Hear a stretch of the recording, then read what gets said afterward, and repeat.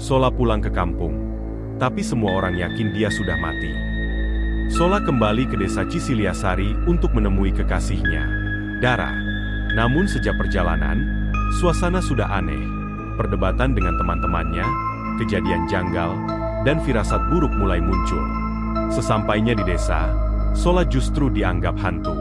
Warga panik karena beredar kabar bahwa Sola tewas di medan perang.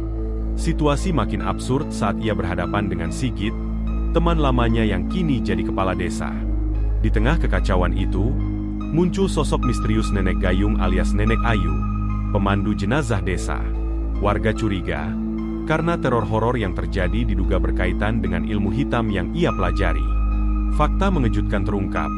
Kabar kematian Sola ternyata berasal dari Dara sendiri. Sola mulai terjebak antara rasa sakit hati, misteri kelam desa, dan teror yang semakin nyata. Sola pulang ke rumah dan memakai jurus khasnya untuk membuktikan bahwa dia masih hidup. Bukannya lega, keluarganya justru semakin ketakutan.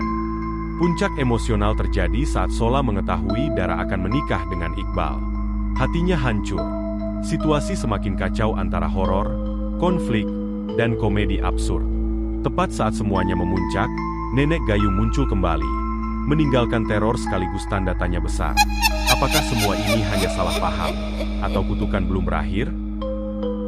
Sola pulang ke kampung, tapi semua orang yakin dia sudah mati. Sola kembali ke desa Cisiliasari untuk menemui kekasihnya, Dara. Namun sejak perjalanan, suasana sudah aneh. Perdebatan dengan teman-temannya, kejadian janggal, dan firasat buruk mulai muncul. Sesampainya di desa, Sola justru dianggap hantu. Warga panik karena beredar kabar bahwa Sola tewas di medan perang. Situasi makin absurd saat ia berhadapan dengan Sigit, teman lamanya yang kini jadi kepala desa.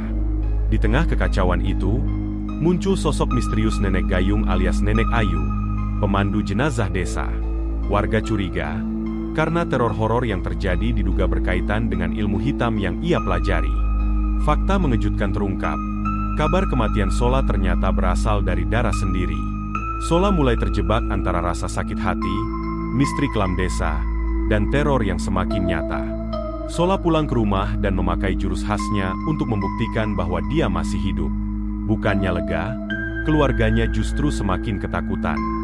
Puncak emosional terjadi saat Sola mengetahui Dara akan menikah dengan Iqbal. Hatinya hancur. Situasi semakin kacau antara horor, konflik, dan komedi absurd.